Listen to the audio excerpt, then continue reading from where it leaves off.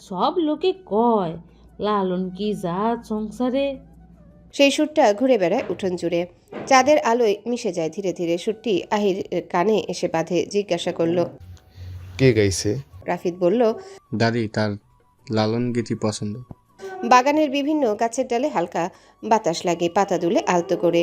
রাতরানীর গন্ধ ছড়িয়ে পড়েছে চারিদিকে। মনে হয় যেন গোটা বাড়িটাই ঘুমোচ্ছে সেই গন্ধে মাতাল হয়ে। ঘরের ভেতর থেকে শেফালি বেরিয়ে আসা, হাতে 2 কাপ চা। চুপচাপ এসে রাফিদ ও আহিরকে চা দিয়ে যায়। ধীরে ধীরে সময় গড়ায়। আহির বলল, চল বাড়ির পেছনের পুকুর পাড় থেকে ঘুরে আসি। বাড়ির পেছনের পুকুরে জলের উপর চাঁদের প্রতিফলন, যেন 2টি চাঁদ একে অপরের দিকে তাকিয়ে আছে। বক পাখি ঘুমিয়ে আছে ঘাটের ধারে। জলের হালকা ঢেউ পড়ছে সিঁড়ির ধাপে ধাপে। রাতের এই প্রশান্তি এমন যে মনে হয় জগতের সব অস্থিরতা যেন বাইরে কোথাও থেমে গেছে। এই বাড়ির ভিতর শুধু বাতাসের গন্ধ, মাটির শান্তি আর একটা পুরনো সুর বাজছে খুব নরমভাবে, যা শুনলে মনটা নিজের অজান্তে নিস্তব্ধ হয়ে যায়। কিন্তু আহির খুব চিন্তিত। ঘাটের পাড়ে দুজন বসে পাশাপাশি।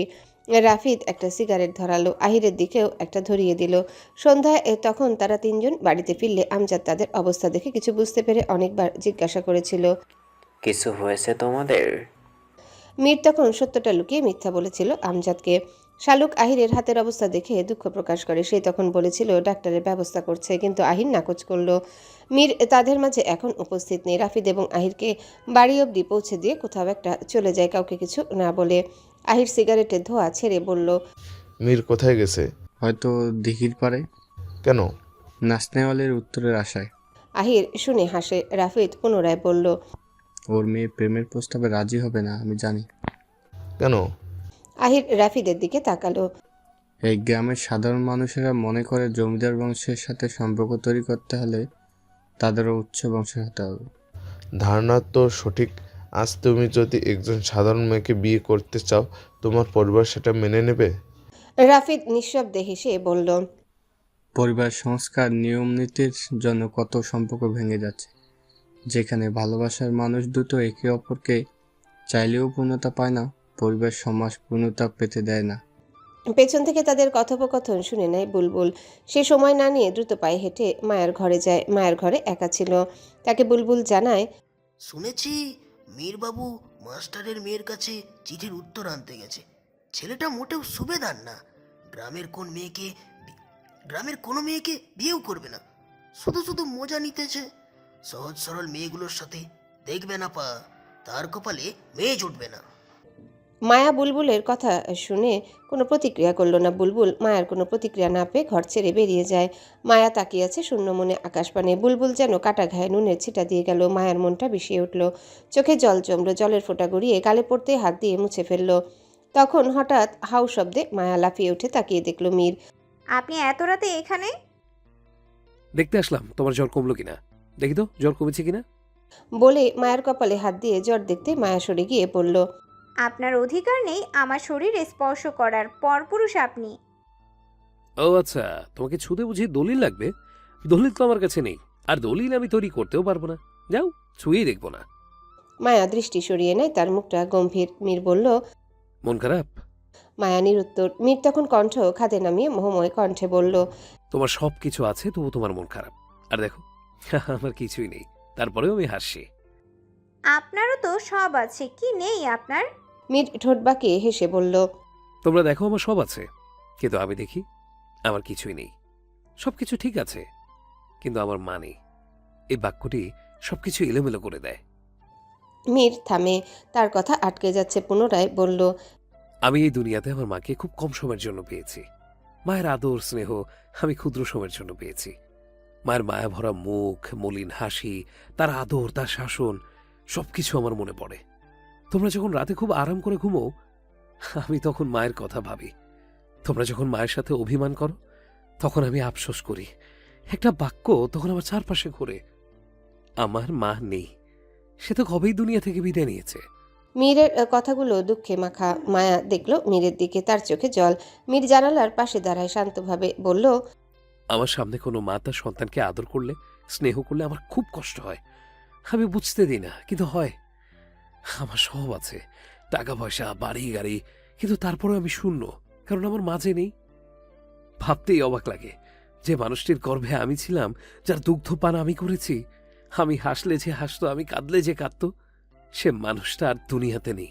মীর থেমে কয়েক সেকেন্ড চুপ থেকে বলল, আমি এই দুনিয়াতে মাকে সব থেকে বেশি ভালোবেসেছিলাম, এখনো বাসি, আর চিরদিন বাসবো। মানুষ সব শোক হয়তো কাটিয়ে উঠতে পারে, কিন্তু আমি আমার মায়ের শোক কখনো কাটিয়ে উঠতে পারবো না। মায়া কাঁদছে, ওনার আঁচল দিয়ে নিজের চোখে জল মুছে আপনি কাঁদছেন? মীরকে বলল। মীর আড়ালে চোখ মুছে বলল, না তো, আমি কাঁদছি না। আঙ্কেল আপনাকে অনেক ভালোবাসে। মীর বলল, আমি জানি, মা যখন দুনিয়া থেকে বিদায় নিয়েছে তখন বাবা তো জোয়ান ছিল, চাইলেই দিদি বিয়ে করতে পারতো, কিন্তু আমার কথা ভেবে করেনি। তাছাড়া বাবা মাকে প্রচন্ড ভালোবাসতো, বাবা এখনো মাকে ভুলতে পারেনি। আপনার ছোট মাও কিন্তু আপনাকে অনেক ভালোবাসে। মীর গভীর নিঃশ্বাস ফেলে বলল, আমার মা নেই দেখে ছোট্ট মা আমার সামনে কখনো তোমাদের আদর করে না, আমি কষ্ট পাবো ভেবে। মা থাকার গভীর ব্যথার ঔষধ সমস্ত দুনিয়া খুঁজলেও পাওয়া যাবে না। কত সন্তান মাকে অযত্নে ফেলে দেয়। ওরা হয়তো জানে না মা হারানোর যন্ত্রণা, ওরা জানে না মায়ের সাথে জড়িয়ে আছে জান্নাত। কিভাবে আপনার মা মারা গিয়েছিল? কিভাবে মারা গিয়েছিল বলে কি হবে, আল্লাহর ফয়সালা ছিল, আল্লাহ আমায় একা করে দিয়েছেন। আপনার পাঞ্জাবিতে মাটি কেন? মীর মাটির দিকে তাকিয়ে বলল। মায়ের কবরের কাছে গিয়েছিলাম, হঠাৎ তার কথা খুব মনে পড়ছিল।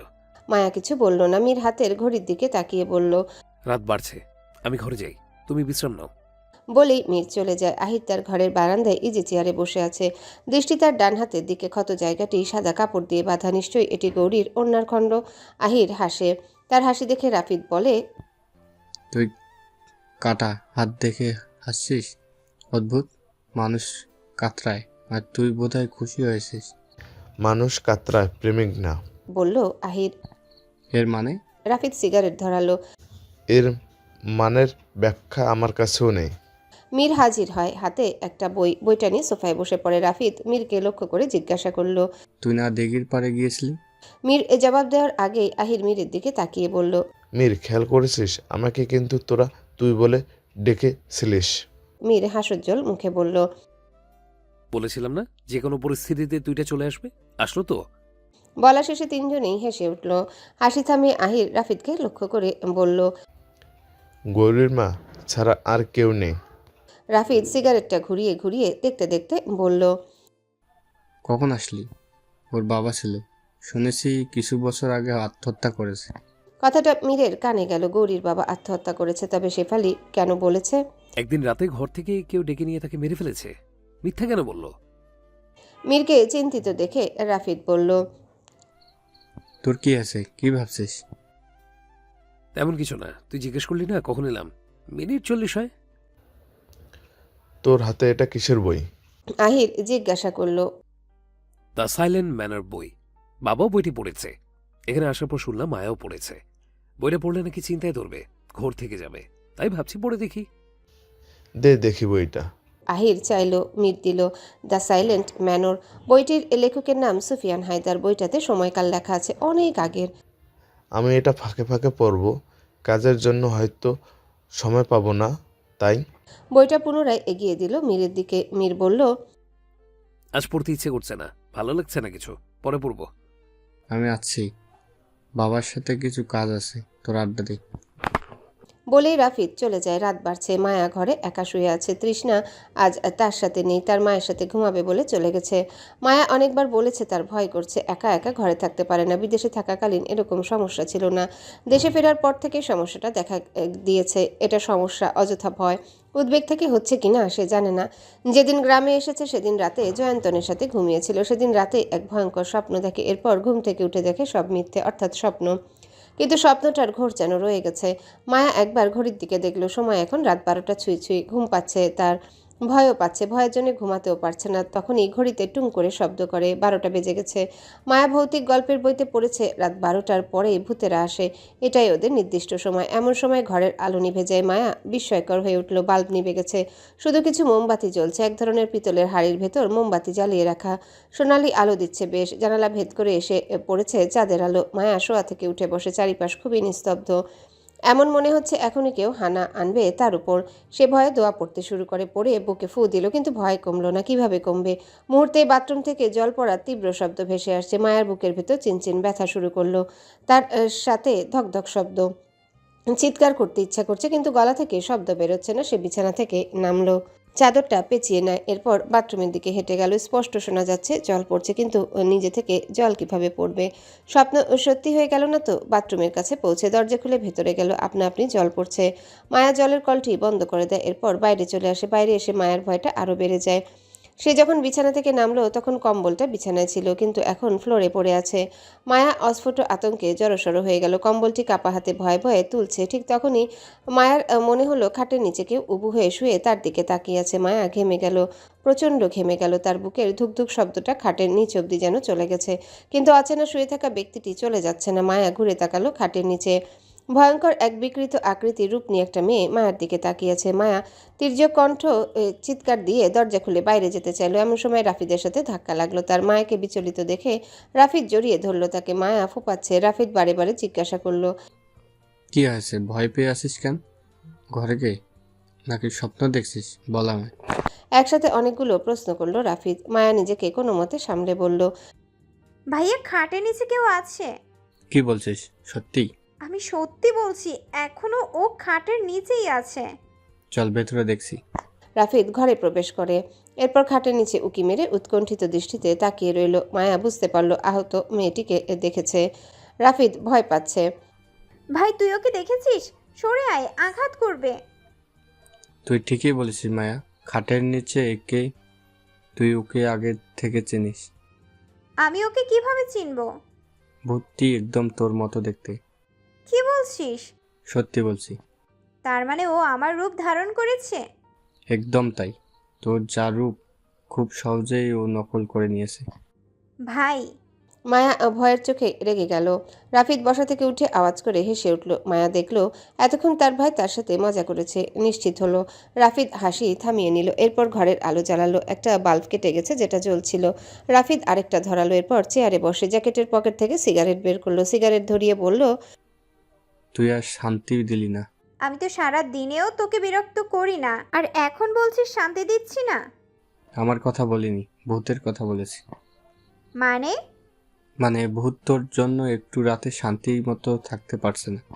আমি সত্যিই ভূত দেখেছি। বাথরুমের জলটা পর্যন্তও ছেড়েছে। বালতি ভরে জল নিচে পড়ছিল। তো এতে ভয় পাওয়ার কি আছে? ভূত কি তোর মতো নোংরা যে গোসল করবে না? গোসল করতে গেছিল। ঘরের আলো নিভিয়ে দিয়েছিল। ওর নিশ্চয়ই লজ্জা লাগছিল। ভাই আমি মোটেই মিথ্যা বলছি না। রাফিদ সিগারেটে ধোঁয়া ছেড়ে বলল। মিথ্যা তো আমিও বলছি না। মায়া থেমে গেল। রাফিদ তার সাথে মজা করছে, অথচ সে ভয় পেয়েই আছে। মায়া গাম্ভীর্য মুখ করে ফেলেছে দেখে রাফিদ বলল, পাগলের ডাক্তার দেখাতে হবে।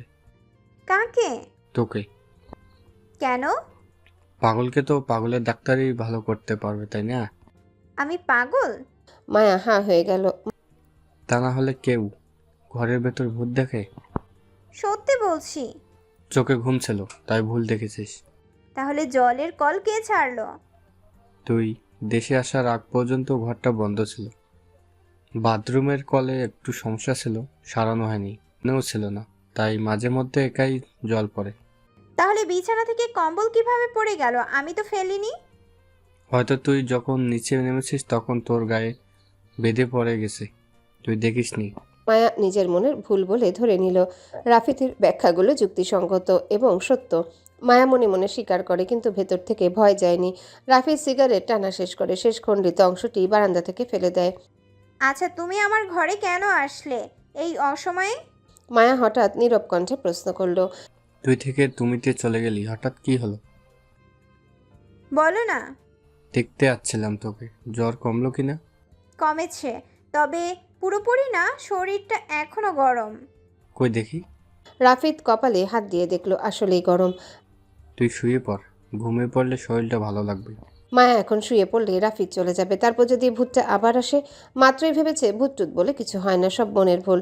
কিন্তু এখন আবার মনে হচ্ছে ভূত আছে। রাফিদ চলে গেলেই আসবে। রাফিদকে যেভাবে হোক মায়ার আটকাতে হবে। ভাই একটা কথা জিজ্ঞেস করব? আবার অনুমতি চাইছিস? তুমি কবে বিয়ে করবে? আমি তো বিয়ে করব না, আর এসব ফালতু কথা বাদ দে। নে শুয়ে পড়। রাফিদ মায়াকে শুইয়ে দিল, গায়ে কম্বল জড়িয়ে দিল। এরপর রাফিদ বিছানা থেকে উঠে যেতেই মায়া তার হাতটা ধপ করে ধরে ফেলল। রাফিদ থমকে দাঁড়িয়ে যায়। চোখের সামনে সেই ছোট্টবেলা দৃশ্যটি ভেসে ওঠে। কোথাও নির্জন পরিবেশে দুজন খেলছিল। তখন রাফিদ তার কাছে চলে আসতে চাইলে পেছন থেকে এভাবে হাতটা সেদিন ধরে বলেছিল, আমাকে একা রেখে যেও না ভাইয়া, আমায় একা রেখে যেও না ভাইয়া, ভয় করছে। মায়া বলল। রাফিদ পুনরায় বিছানায় বসে জুতা খুলে ফেলল। এরপর মোহময় কণ্ঠে বলল, এই জন্য হঠাৎ তুই থেকে তুমিতে চলে গেছিস? এত ভয় কিসের তোর? আমি আছি তো, আমি থাকতে তোর কখনো কিচ্ছু হবে না। বলেই রাফিদ মায়ার মাথায় হাত বুলিয়ে দিল। মায়া এতক্ষণ পরে নির্ভয়ে শুতে পারল। এখন শান্তিতে ঘুম হবে তার। মায়া রাফিদের ডান হাতের কনিষ্ঠা আঙ্গুলটি খুব শক্ত করে ধরে রেখেছে। রাফিদ তখন ফিসফিসিয়ে বলল, তোকে কাঁদতে দেখলে অন্তরটা পুড়ে যায়, আর তোকে হাসতে দেখলে দুনিয়াটাকেই সুন্দর মনে হয়। এরপর মায়ের কপালে চুমু দিল। অন্যদিকে রাত বাড়লেও ঘুম নেই গৌরী ও তার মায়ের চোখে। বাইরে শীতের বাতাস হু হু করে বইছে। কুয়াশা যেন মাটির বুক জুড়ে সাদা চাদর বিছিয়ে রেখেছে। বাতাসে মাটির গন্ধ আর ঠান্ডা, এমন যে নিঃশ্বাসও যেন কেটে যায়। মাঝপথে বিছানায় শুয়ে আছে রহিমা। চোখ আধা খোলা, ঠোঁট ফেটে গেছে শীতে। গায়ে পুরনো একটা চাদর জড়ানো, যেটা একসময় সাদা ছিল, এখন ধূসরাত ছেঁড়া। তার পাশে রাখা আছে একটা পুরনো লণ্ঠন। তার আলোয় ঘরটা যেন কাঁপে কাঁপে জ্বলে নিভে যায়। গৌরী চুলার সামনে বসে আছে, চুলগুলো এলোমেলো, গায়ে পাতলা একটা শাল, ঠান্ডায় ঠোঁট বেগুনি হয়ে গেছে। সে চুলার সামনে বসে আগুন ধরানোর চেষ্টা করছে, কিন্তু ভেজা কাঠে আগুন ধরছে না, শুধু ধোঁয়া উঠছে। সারাদিন জমিদার বাড়িতে কাজের জন্য ছিল। সন্ধ্যায় ফিরে সেলাই মেশিনে বসে কিছু কাপড় কাটছিল। একজন দুইটা 3 পিস আর একটা ফতুয়া বানাতে দিয়ে গেছে। রান্নার সুযোগ হয়নি। চুলার ধোঁয়ায় চোখ জ্বালা করে জল চলে আসে, কিন্তু সে পাপড়ি দিয়ে মুছে আবারও চেষ্টা করে। এই আগুন আমার মতো মা, যতই জ্বালাই জ্বলে না। গৌরী বলল। বিছানা থেকে নেমে রহিমা কাশতে কাশতে বলল। তুই আবার কাঁদতাছিস নাহি? গৌরী হাতের পিঠে চোখ মুছে। না মা, ভয়ে চোখে জল আসছে। ধোয়া না রে, তোর মনের কষ্ট বাইর হইতাছে। তুই আমারে লইয়া আর ভাবিস না। যদি হায়াত থাহে তবে বাঁচুম, নয় মরুম। গৌরী রহিমার পাশে এসে বসে, কপালে হাত রাখে। তার গরম আগুনের মতো গা জ্বলছে রহিমার। গৌরী তখন বলল, তোমার শরীর জোরে পড়ে যাচ্ছে মা, আমি তোমাকে ডক্টরের কাছে নেওয়ার চেষ্টা করবো আগামীকাল। টাহা কই রে? 3 দিন হলো ভাত সরাইনি ঠিক মতো। ডাক্তার কেমনে দেখাবি? গৌরীর চোখে অশ্রু চকচক করে ওঠে লণ্ঠনের আলোয়। গৌরী বলল, আমি কাকিমার কাছে যাই, দিনে তো আর সময় পাবো না, তাই কাছে কিছু ধার চাই। ঘরে যা আছে মিলিয়ে বিক্রি করে তোমাকে ডাক্তার দেখাবো। রহিমা কিছুটা রাগ করে বলল, না রে গৌরী, শীতের এই রাইতে কুয়াশার ভেতরে যাইস না। রাস্তা পিচ্ছিল, কেউ থাহেও না বাইরে এই সময়ে।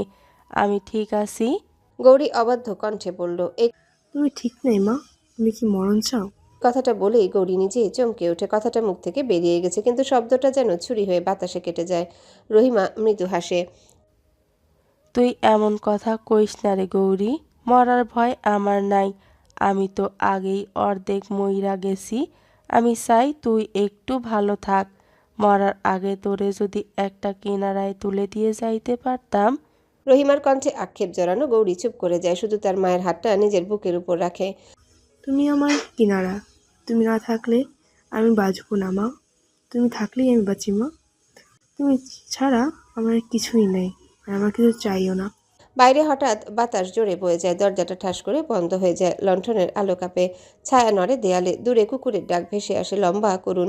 রহিমা শোয়া থেকে উঠে বসে, চৌকি থেকে নিচে নামতে চাইলেও কিন্তু মাটি ঠান্ডা, তার জুতো জোড়া ছিঁড়ে গেছে। তোমার কিছু লাগবে? গৌরী জিজ্ঞাসা করল। তুই একটু গরম জল আইনা দে, গলাটা শুকাইয়া যাইতাছে। গৌরী চুলায় হাঁড়ি বসায়, কিন্তু আগুন ধরছে না। কাঠ ভিজে গেছে, ধোঁয়ায় পুরো ঘর ভরে যায়। গৌরী কাশতে কাশতে কপাল মুছে, তবু হাল ছাড়ে না।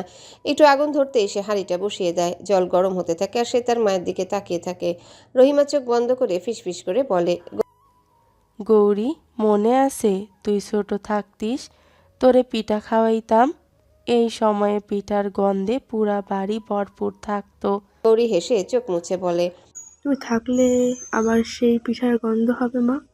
রহিমা চুপ রইল, শুধু কাশতে থাকে। জল ফুটে গেলে গৌরী একটু তার মায়ের জন্য গ্লাসে করে এনে দেয়, সাথে মুড়ি এনে তার মায়ের হাতে দিল। রহিমা কম্পিত গলায় বলল, তুই খাবি না?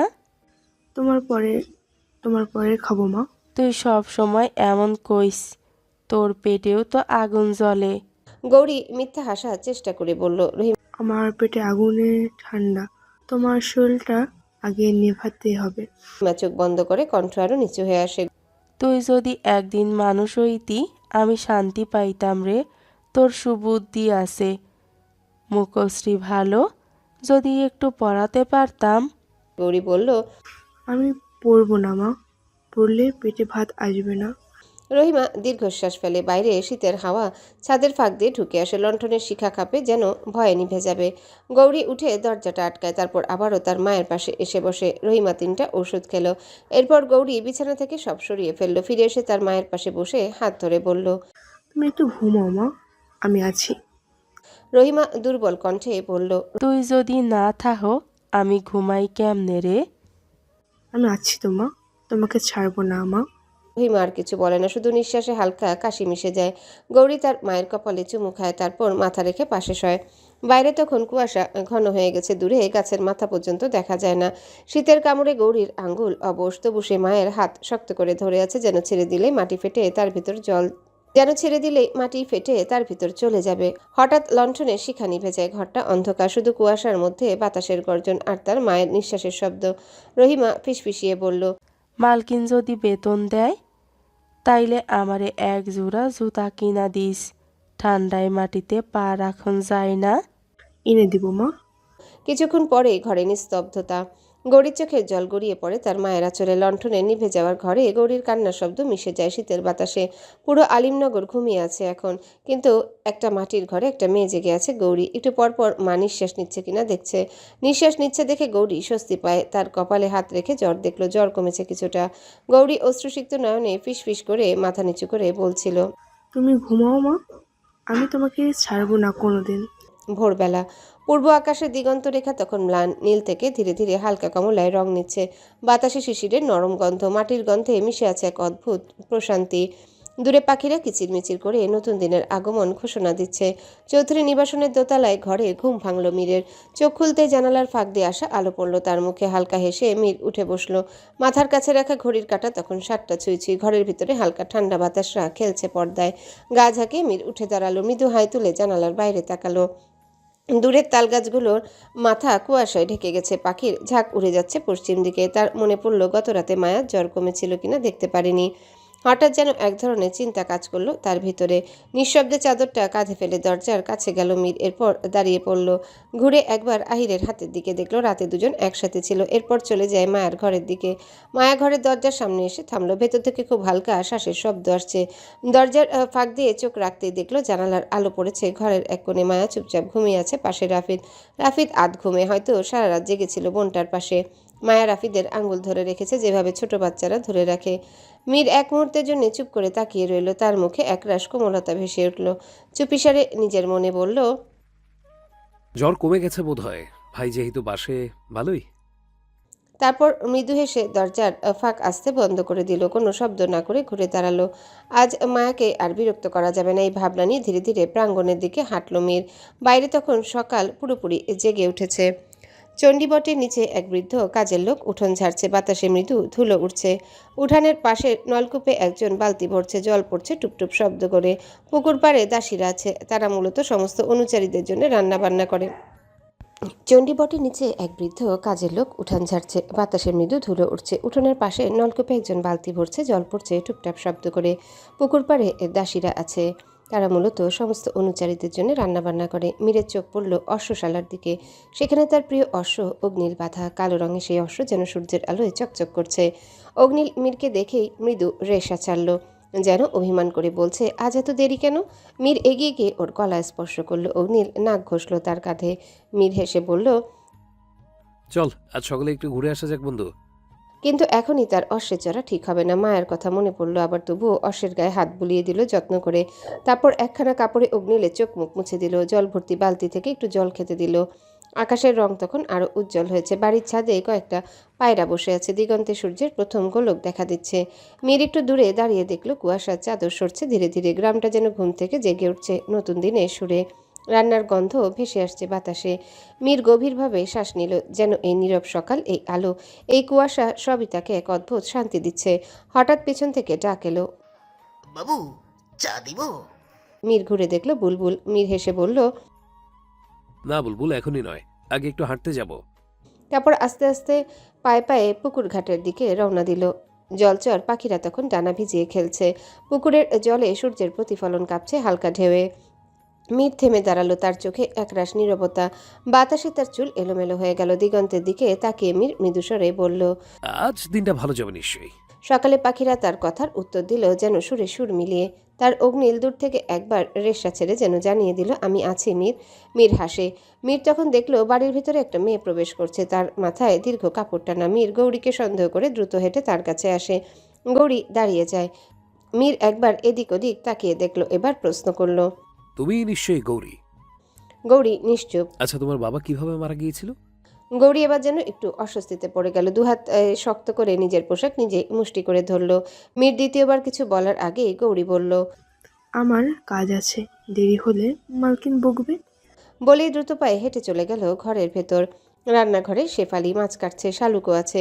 গৌরী গিয়ে কাজে হাত লাগালো। শালুক তার দিকে তাকিয়ে বলল, তোর মায়ের এখন কি অবস্থা? শরীরটা ভালো? আগের মতোই আছে, আর একবার ডাক্তার দেখানো উচিত। তাহলে দেখা। আপনি এই মাসে বেতনটা দিলেই দেখাবো। শালুক নিশ্চুপ রইল। তার হাতে চায়ের পাতিল ছিল। নিচু স্বরে গৌরীকে বলল, সবাইকে চা দিয়ে আয়। উপরে মায়া আছে, ওকেও দিয়ে আসি। অতিথি আছে, তাদের দিতে ভুলে যাস না আবার। গৌরী মাথা আওড়ালো।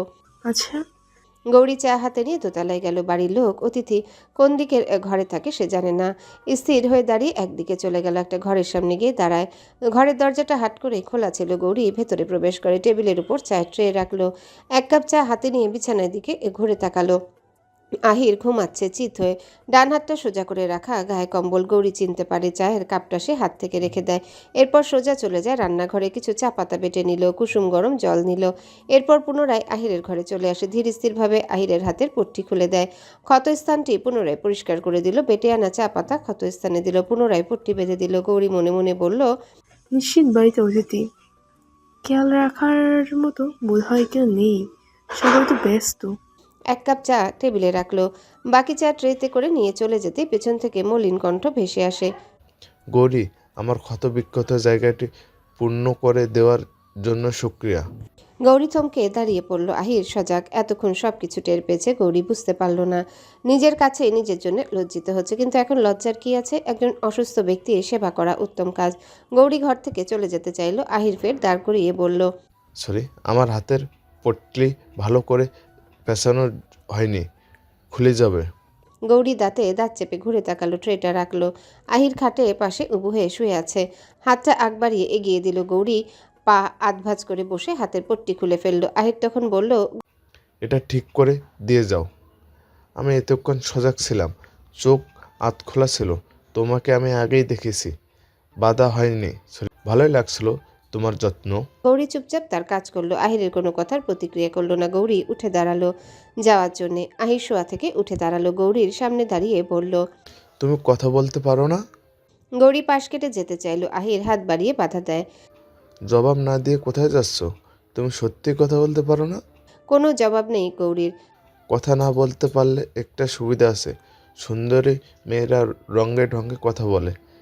কথা শুরু করলে থামে না, মশার মতো ভনভন করতেই থাকে। গৌরী এবারও চুপচাপ। আহির পুনরায় বলল, থাক, তোমাকে বিরক্ত করব না, তোমার কাজ করো, দরকার পড়লে আমি তোমার সাথে কথা বলে নেব। গৌরী চলে যায়। আহির একা একা হাসলো। সকাল গড়িয়ে যায়। মায়া ঘুম থেকে উঠেছে বেশ কিছুক্ষণ। রাফিদ উঠিয়েছিল। শেফালি এসে গরম দুধ আর রুটি সাথে ভিজিয়ে দিয়ে দিয়েছিল সকালের খাবার। তার মনটা উদাসীন। সে জানে পুরোপুরি সেরে উঠলেই বিয়ের আয়োজন শুরু হবে। তাকে একজন অজানা ব্যক্তির হাতে তুলে দেওয়া হবে। ইচ্ছে না থাকা সত্ত্বেও এই বিয়েতে তাকে রাজি হতেই হবে। তার ঘরের দরজাটা খোলা ছিল। গৌরী অনুমতি নিয়ে প্রবেশ করলো। মায়া গৌরীকে দেখে বলল, তুই এখানে?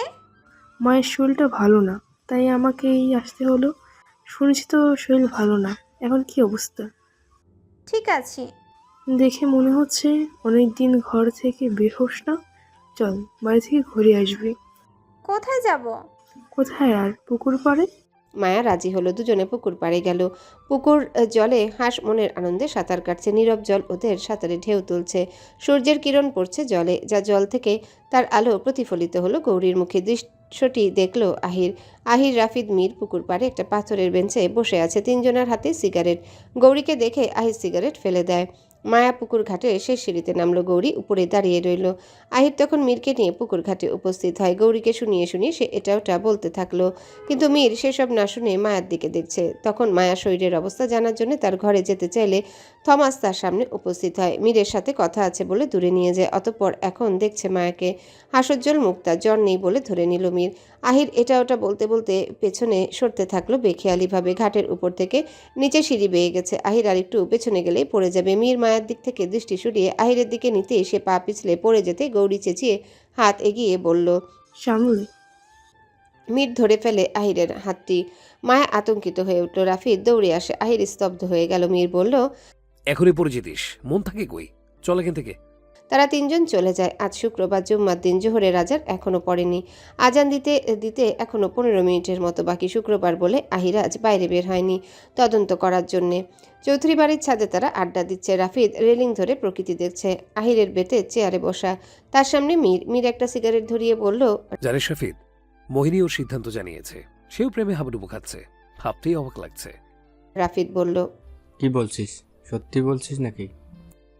আমি মিথ্যে বলবো কেন? ও চিঠি তোর উত্তর জানিয়েছে। চিঠিটা আমার কাছেই আছে, তুই দেখতে পারিস। আহির বলল, ভালোই হলো, প্রেমে সফল হও। বিয়েটা শীঘ্রই করে নে, আমি যাতে দেখে যেতে পারি।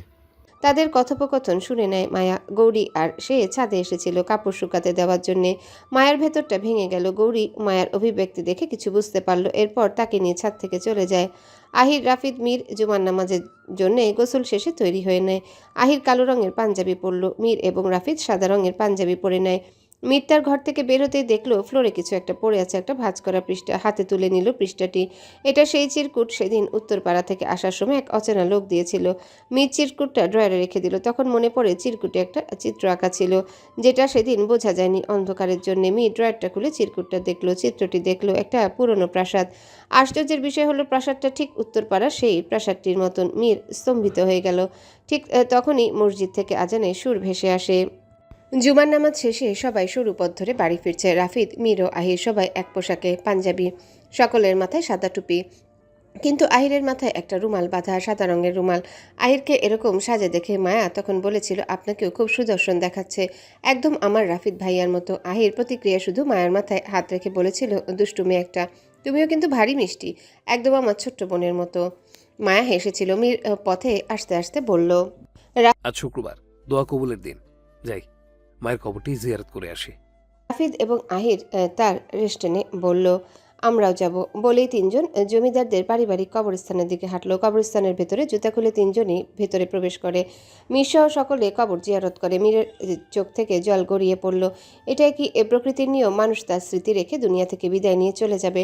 কেন দুনিয়ার সময়টা আরেকটু দীর্ঘ হয় না?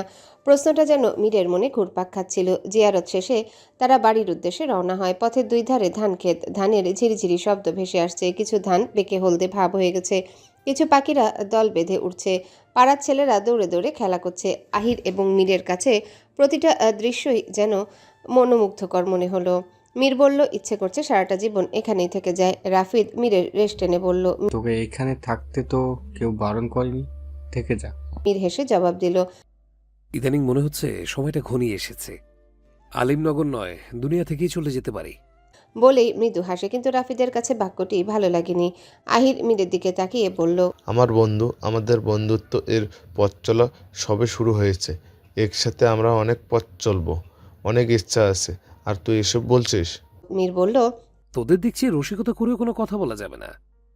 কথা বলতে বলতে তারা বাড়িতে পৌঁছে যায়। আমজাদ চৌধুরী বেশ উদ্ভ্রান্ত হয়ে বসে আছে বৈঠকখানায়। তার সাথে থমাসন, রাফিদ ও আহির এসেও তাদের সাথে যোগদান দিল। আহির যেন একটু সময় পেল আমজাদকে কিছু জিজ্ঞাসাবাদ করার। আমজাদও কদিন ধরে মিলনের বিষয়টা নিয়ে চিন্তিত। আহির ও রাফিদ তাদের সাথে আলাপ আলোচনায় মশগুল হলো, কিন্তু মীর সেখান থেকে চলে যায়। সিঁড়ি বেয়ে দোতলার দিকে উঠতেই সামনে পড়ে মায়া। মায়া আজ শাড়ি পরেছে, আকাশি রঙের শাড়ি, সাথে চুলগুলো খোলা রেখেছে, কপালে ছোট্ট একটা টিপ, মুখশ্রী বেশ উজ্জ্বল দেখালো। মীর চোখ তুলে তাকালো মায়ার দিকে। দুজনে মুখোমুখি। মীর মলিন কণ্ঠের সাথে রসিকতা টেনে বলল, রূপসীর রূপ যে মাশাআল্লাহ, দেখলেই বলতে ইচ্ছে করে সুবহান আল্লাহ। মস্করা করছেন? আল্লাহ সৃষ্টি নিয়ে কেউ মস্করা করে? পাপ হয়। আপনি তো মেয়েদের মন নিয়ে রং তামাশা করেন, তাতে পাপ হয় না? মোটেই না। আমি কখনো একাধিক মেয়েদের মন নিয়ে খেলা করিনি। সত্যি কথা বলতে আমার জীবনে আমি 5 জন নারীর সাথে কথা বলেছি। মায়া শান্ত স্বরে বলল। হিসেব আছে দেখছি। বরাবরই আমি হিসেবে পাকা। তা 5 জন নারীর মধ্যে তারা কারা? মীর বলল। একজন আমার মা, একজন ছোট্ট মা, একজন দাদি, আর একজন তুমি। মায়া ভ্রু কুঞ্চিত করল। 4 জন হলো, 5 নম্বর কে? মীর বেশ উৎফুল্ল হলো। এরপর নিমিষেই আবার নীরব হয়ে বলল। আছে একজন, তবে তার নাম এখনই বলা যাবে না। সময় হলে ঠিক জানতে পারবে। মায়া মনে মনে নিশ্চিন্ত হলো। 5 নম্বর মেয়েটি নিশ্চয়ই মোহিনী, কিন্তু শব্দে প্রকাশ করল না। আর তার ভেতরটা কিঞ্চিত কেঁপে উঠল। নিজের প্রিয় মানুষটির মুখে তার প্রিয় মানুষের কথা শোনা যেন ছুরির মতো হৃদয় গাঁথে। মায়াকে চুপচাপ দেখে মীর বলল। কি হলো, চুপ করে আছো কেন? মায়া এবার ক্ষিপ্ত হয়ে বলল। সে কৈফিয়ত আপনাকে দিতে হবে, সরুন সামনে থেকে। মীর বলল। সামনে থেকে সরবো কেন? পাশেই তো জায়গা আছে, ওখান থেকে যাও। দেখো আবার পড়ে যেও না কিন্তু, তাহলে ধরার জন্য তোমার স্বামী কিন্তু এখনো আসেনি। মায়া রাগে গজগজ করতে করতে বলল। আমি পড়ে গেলে সামলে নিতে পারবো। পারবে না রূপসী। মীর কথা শেষে থামাতেই মায়া পাশ কেটে যেতে চাইল। তখনই পা পিছলে মায়া পড়ে যেতে মীর ধরে ফেলে। মায়া বিমোহিত হয়ে উঠল। মীর মায়াকে সোজা করে দাঁড় করিয়ে মোহময় কণ্ঠে বলল। বললাম না, নিজেকে সামলে নিতে পারবে না। মায়া দৃষ্টি এলোমেলো করে বৈঠকখানার দিকে দেখল। সবাই যে যার মতো কথা বলছে, তাদের দিকে কেউ ঘুরেও তাকায়নি। মায়া ভেবেছিল সবাই হয়তো তাকে আর মীরকে বিব্রতকর অবস্থায় দেখেছে, কিন্তু কেউ দেখেনি। এটাও কি সম্ভব? কারো নজর এদিকে আসলো না, নাকি তারা দেখেও না দেখার ভান করছে? মায়ার মনে হলো তারা অদৃশ্য একটা দেয়ালের মাঝে, যেখানে তাকে কেউ বিব্রতকর অবস্থায় দেখে না, অথচ তার ধারণা সবাই দেখে।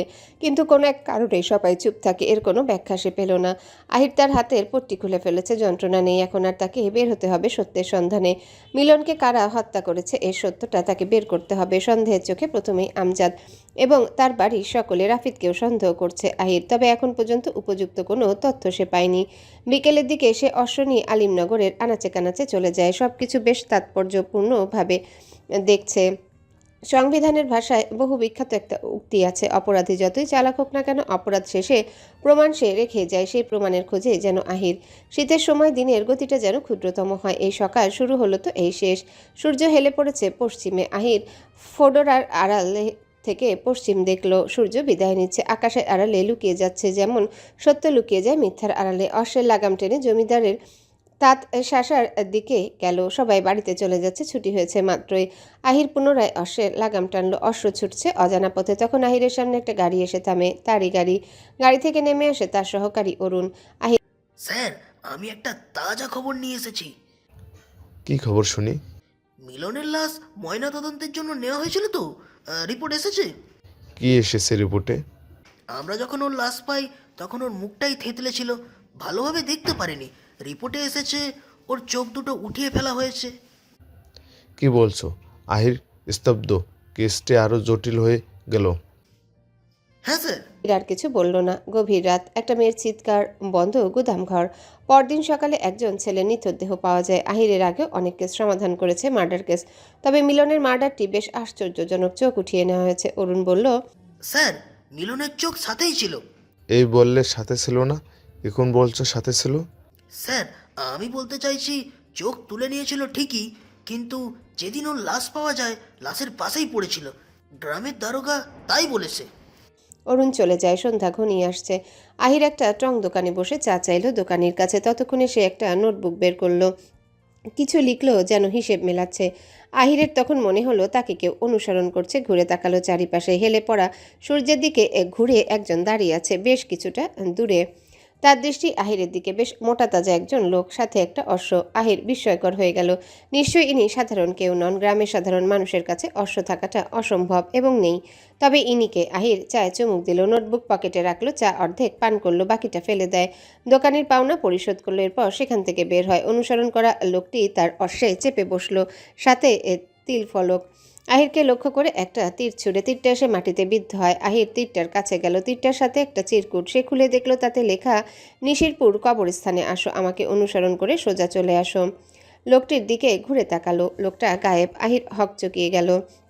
এরপর সে তড়িঘড়ি করে অশ্বপৃষ্ঠে চেপে বসে। তার সামনের দিকে পথে যেতে থাকে। নিশ্চয়ই লোকটি এই পথে গেছে। অজানা পথ, চারিপাশে শুধু গাছপালা, বাড়িঘরও নেই, শুনশান। বেশ কিছু দূর যাওয়ার পর আহির থামলো। তার সামনে একটা কবরস্থান, নির্জন নিহারিকা। জায়গাটা এতটাই নিস্তব্ধ যে নিজের হৃদয়ের ধুকধুক শব্দ নিজের কানে এসে বিচ্ছে। আহির চোখ তুলে তাকায়। চারিদিকে কোথাও লোকটির ছায়া নেই। সে অশ্ব থেকে নেমে হেঁটে সামনে গেল। চারিদিকে কবর, কবরগুলো লতায় পাতায় পেঁচিয়ে গেছে। সামনে যেতে আহিরের সামনে পড়ল সেই অচেনা লোকটি। মাথায় পাগড়ি, তবে মুখ খোলা, শ্যামবর্ণ এর গায়ের রং। বৃদ্ধা হবে লোকটি, তবে বয়স আন্দাজ করা গেল না।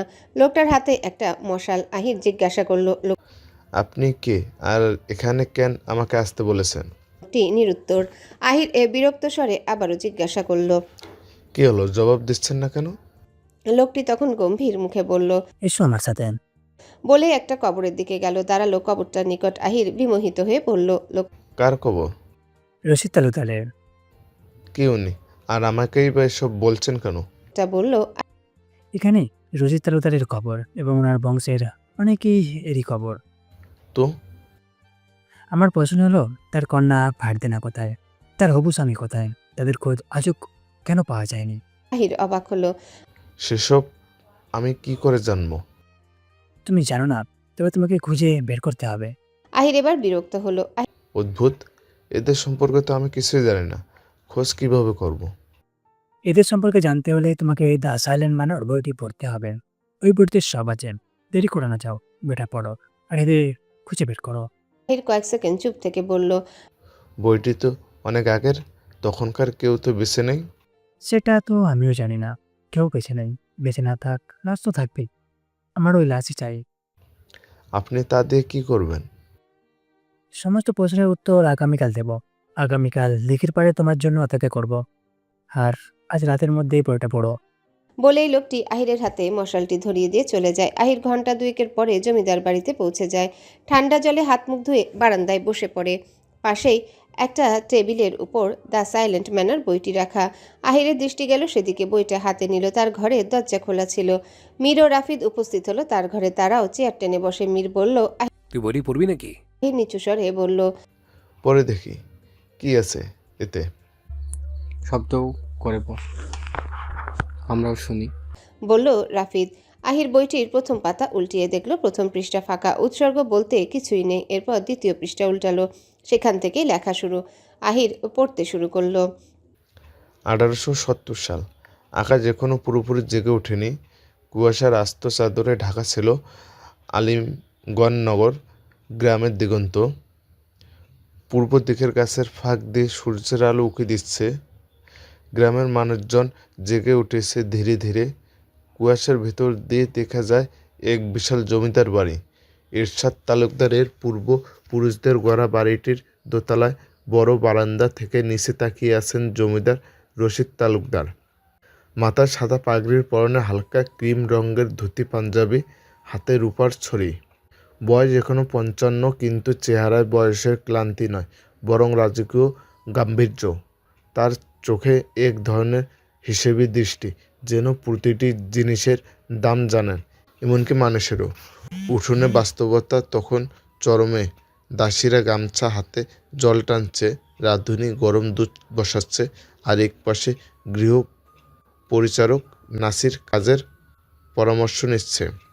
তালুকদারের 4 ছেলে। রাহেন তালুকদার বড় ছেলে, কঠিন স্বভাবের, বাবার মতোই গম্ভীর। তার কণ্ঠে আদেশ থাকে, কিন্তু সেই আদেশে যুক্তি থাকে না, থাকে কর্তৃত্ব।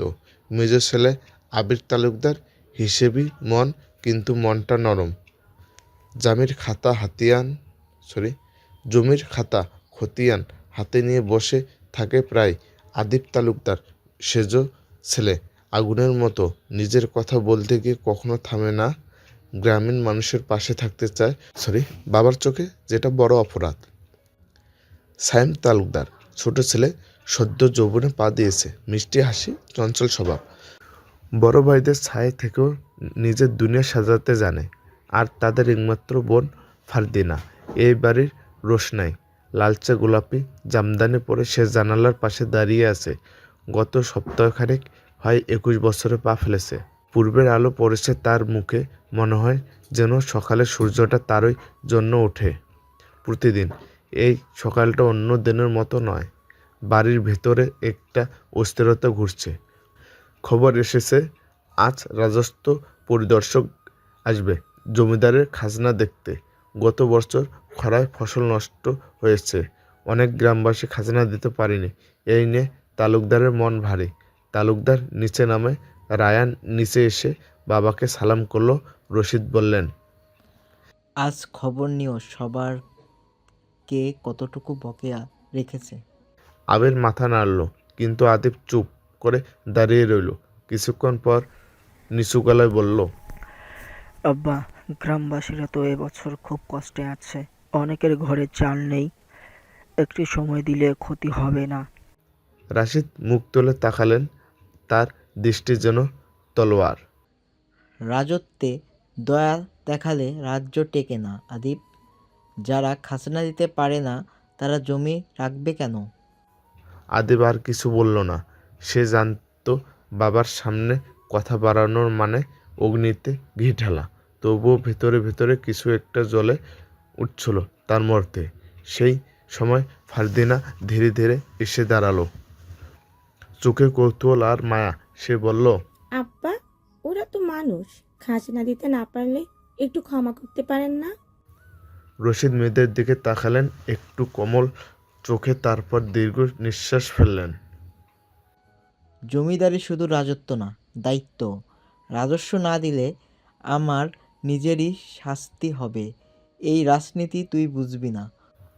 ফারদিনা চুপ করে গেল।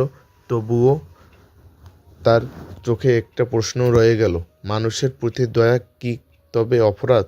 উঠোনে সাইম ছোট ভাইদের সঙ্গে হাসতে হাসতে এলো। সাইম আদিবকে লক্ষ্য করে বলল, আদিব ভাই, তুমি আবার খাজনা নিয়ে ভাবছো? তুমি এসব না ভাবলে গ্রামের বিচারক হয়ে যেতে এতদিনে। সবাই হেসে উঠল, কিন্তু আদিবের মুখে হাসি ফুটল না। দূর থেকে সিংহা বাজল, দরবার বসার সংকেত। দাসরা ছুটে এসে মঞ্চ সাজাতে লাগলো। চেয়ার, টেবিল, পিঁড়ি আর আশেপাশে জল ভরা কলস। দরবার বসলো পুরনো আমগাছের তলায়। গ্রামের কয়েকজন বৃদ্ধা এসে দাঁড়ালো, হাতে টাকা পয়সা আর চালের বস্তা। তার মুখে ভয়, চোখে আসা। প্রথমে এলো বুড়ো মজিদ মিয়া, পা কাঁপছে, হাতে 2 মণ চাল। সাহেব, এইটুকু পারলাম আনতে, আর কিছু বাকি নাই ঘরে। রশিদ ছড়ি ঢুকে বললেন, চাল কম, নিয়ম চলতে হবে। তার যেন বরাবরই করা হিসাব। আদিব এগিয়ে এলো। আব্বা, মজিদ মিয়া একা থাকে। ওর পুত্র মারা গেছে গত বছর। বাকি চালটা মাফ করে দিন। সবাই চুপ। বাতাস ভারী হয়ে গেল। রশিদ কিছুক্ষণ তাকিয়ে রইলেন, তারপর বললেন, চাল কম, নিয়মে চলতে হবে। ঠিক আছে, ওর এই বছরের খাজনা অর্ধেক মাপ। মজিদ চোখে জল নিয়ে বলল, আল্লাহ আপনাকে সুখে রাখুক তালুকদার সাহেব। আদিবের মুখে হালকা হাসি। ফারদিনা বারান্দা থেকে দেখছিল দৃশ্যটা। তার চোখে এক অদ্ভুত তৃপ্তি। দরবার শেষে বিকেলের দিকে সূর্য ডুবে যাচ্ছিল। বাড়ির ছায়া লম্বা হচ্ছিল মাঠে। ফারদিনা বাগানে বসে ফুল তুলছিল, বাতাসে গন্ধ ছড়াচ্ছে। শিউলি ফুলের আদিব এসে পাশে দাঁড়ালো। তুই আবার ফুল তুলছিস? ফারদিনা মৃদু হাসলো। ফুলে মন ভালো হয়। সকাল থেকে সবাই এত কড়া কড়া কথা বলছে, একটু শান্তি দরকার। আদিব বলল, আমাদের এই বাড়িতে শান্তি নেই ফারদিনা, আছে শুধু হিসাব। ফারদিনা তাকালো ভাইয়ের দিকে, তারপর চুপচাপ ফুলের ঝুড়ি হাতে নিয়ে চলে গেল ভেতরে। বাড়ির পূর্বের বারান্দাগুলোতে তখন হালকা আলো জ্বলছে। দূরে পুকুরের জলে প্রতিফলিত হচ্ছে বাড়ির ছায়া। বাতাসে একটা মৃদু সুরে ভেসে আসছে। পুকুর ঘাটে কেউ ঘাটিয়ালি গাইছে। মাঝি, নাও ছাইটা দে রে, সময় তো আর নাই। রশিদ তালুকদার দোতলার জানালা থেকে নিচে তাকিয়ে রইলেন। তার মুখে এক ছায়াময় ভাব। তিনি জানেন তার রাজত্ব এখনো টিকে আছে, কিন্তু মানুষের মন থেকে তিনি ধীরে ধীরে হারিয়ে যাচ্ছেন। রাত নামছে, কুয়াশা নামছে বাড়ির ছাদে। আর সেই কুয়াশার ভিতর দিয়ে তালুকদার বাড়ির যেন এক রহস্য ঢাকা। যেখানে রাজত্ব আছে, আছে ক্ষমতা, কিন্তু ভালোবাসা যেন ধীরে ধীরে হারিয়ে যাচ্ছে কোথায় যেন। ফারদিনা আয়নার সামনে বসে সাজ করছে।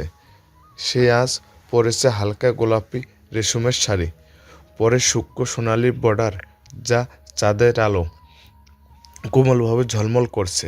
কাঁধে লেগেছে হালকা সাদা চাদর, যার উপর সূক্ষ্ম ফুলের কাজ। চোখে পড়েছে হাতে সোনার ছোট করা কানের দুলো, ছোট কিন্তু মাধুর্যে ভরা। পায়ে হালকা নিলাম আর চুল খোলা, প্রকৃতির বাতাসে নরমভাবে দুলছে। সেই পোশাকেই ফারদিনাকে মাঠের চাঁদের আলোয় আরও রহস্যময় ও সুন্দর দেখাচ্ছে। আলিমগঞ্জ নগরের রাতটা আজ রূপালি। চাঁদ যেন গাছের ডালে বসে মাঠ জুড়ে দুধে ভেজা আলো ঢালছে। দূরের নদী নিঃশব্দে, কেবল কোথাও কোথাও ব্যাঙের ডাক, আর তার মাঝখানে একটা অচেনা বাঁশির সুর। সেই সুরে এমন কিছু ছিল যা ফারদিনার বুকে গভীর নাড়া দিল। জমিদার বাড়ির জানালায় দাঁড়িয়ে সে অনেকক্ষণ শুনে রইল। মনে হচ্ছিল বাঁশিটা যেন কারো নাম ধরে বাজছে। তারই নাম। কে বাজাচ্ছে? কোথা থেকে আসছে এই সুর? তার মনে অনেক প্রশ্ন জমল।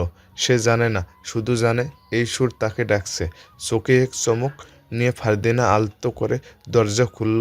বাড়ির পিছনের দরজাটা চাঁদের আলোয় পা টিপে টিপে নামলো সিঁড়ি বয়ে। বাতাসে বেলি ফুলের গন্ধ, পাখিরা ঘুমিয়ে আছে, আকাশে আবার ঢল।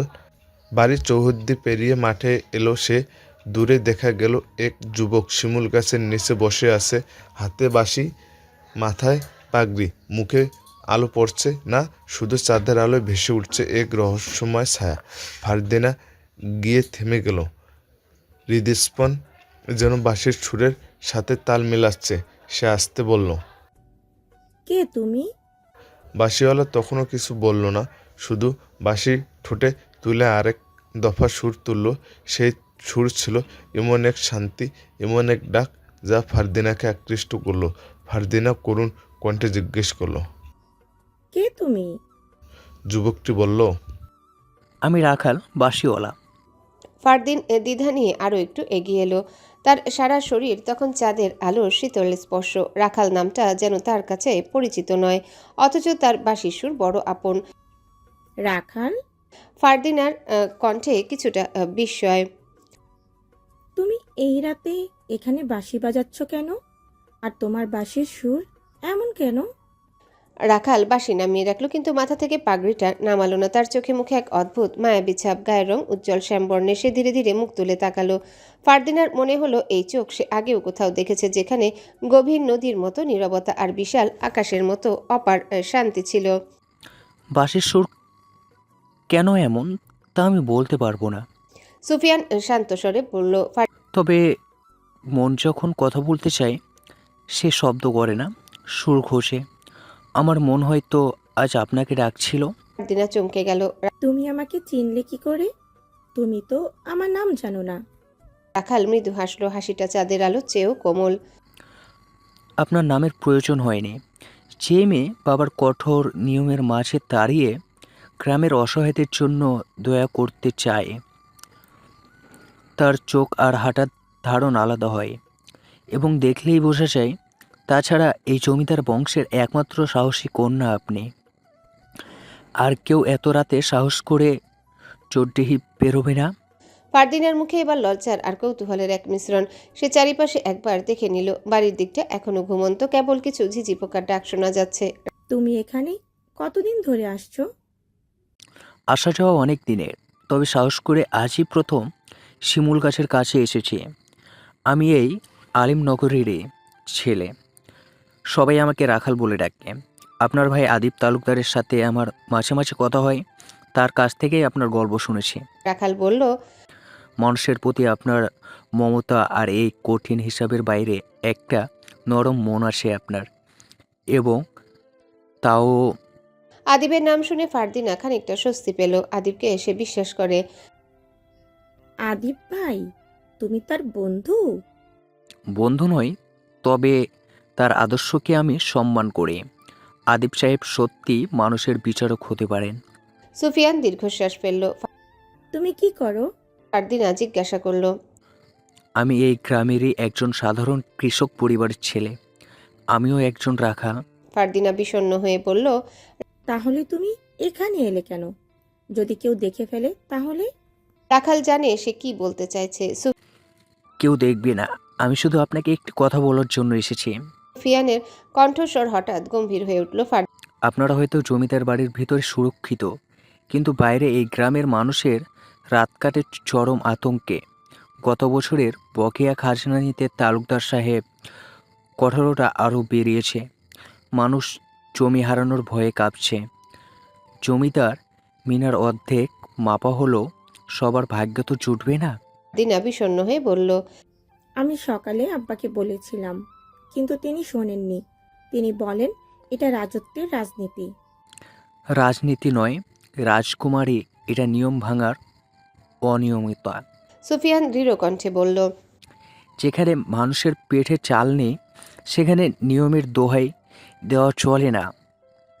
আমাদের একমাত্র ভরসা এখন আপনার ভাই আদিব সাহেব। তিনি হয়তো এই নিয়মের চালটা একটু হলেও অলজ্ঞা করতে পারবেন। ফারদিনা বুঝতে পারল এই বাঁশির সুর শুধু প্রেম বা শান্তি নিয়ে আসেনি। এই সুর এক বিদ্রোহের নীরব আহ্বান। যেন রাজকন্যা আরেক প্রজার মধ্যে এখন এক অদৃশ্য সেতু তৈরি হয়েছে, যে সেতুর ভিত্তি হলো দয়া আর ন্যায়। ফারদিনা মাথা নিচু করে ভাবল, তার এই রাতের দুঃসাহসিক যাত্রা শুধু এক অচেনা যুবকের সাথে দেখা করা নয়, এটা তার অন্তরের মানবিকতার প্রশ্নের মুখোমুখি হওয়া। আমি বুঝতে পারছি। ফারদিনা ফিসফিস করে বলল, কিন্তু আমি কি করতে পারি? আমার ক্ষমতা খুবই সীমিত। রাখাল তার হাতে থাকা বাঁশিটা আলতো করে ছুঁয়ে দিল। আপনি পারেন রাজকুমারী।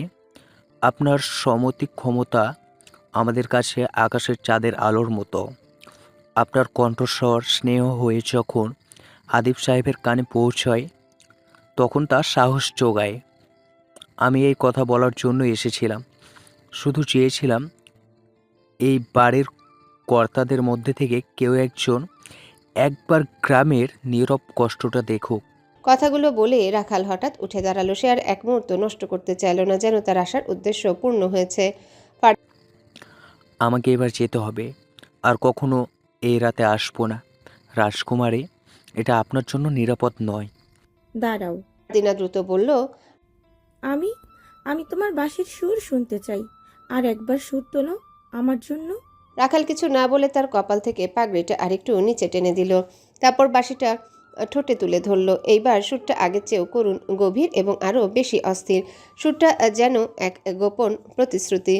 আদিব এবং ফারদিনা, দুই ভাই বোন যেন গ্রামের মানুষের জন্য কিছু একটা করার চেষ্টা করে, তারই যেন ইঙ্গিত। চাঁদের আলোয় শিমুল গাছের নিচে দাঁড়িয়ে সুফিয়ান যখন বাঁশি বাজাচ্ছিল তখন ফারদিনার মনে হলো ঝোপঝাড়ের মধ্যে থেকে কেউ আসছে।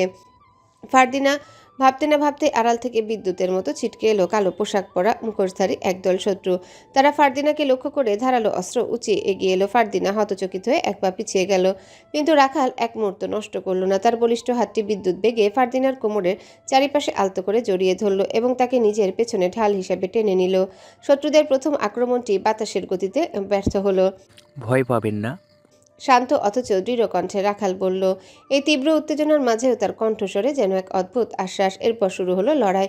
তবে এই লড়াই শুধু শত্রুকে হারাবার জন্য নয়, এ যেন তার গ্রামের মানুষকে রক্ষা করার এক কাব্যিক নৃত্য। রাখাল বাম হাতে ফারদিনাকে নিজের সাথে শক্ত করে ধরে রাখলো, শত্রুর প্রতিটা আঘাত থেকে তাকে আড়াল করলো। ফারদিনা রাখালের পিঠে হেলান দিয়েছিল, তার হৃদস্পন্দন স্পষ্ট অনুভব করছিল, যা ভয়ের চেয়েও বেশি ছিল এক অদ্ভুত শিহরণ। রাখাল যখনই কোনো শত্রুকে পাল্টা আঘাত করে তখন তার শরীর ফারদিনার শরীরের সঙ্গে ঘষা খায়। প্রতিটা মোচড় যেন এক আবেশ, শত্রুদের এক একজনের দিকে। সে যখন লাথি ছুড়ল তার কোমর বেঁকে গেল, আর ঠিক সেই মুহূর্তে ফারদিনার হাত রাখালের বুকের পেশিতে আলতোভাবে ছুঁয়ে গেল। এই স্পর্শে রাখালের মনোযোগ একটুও নড়ল না, বরং এক নতুন শক্তি পেল।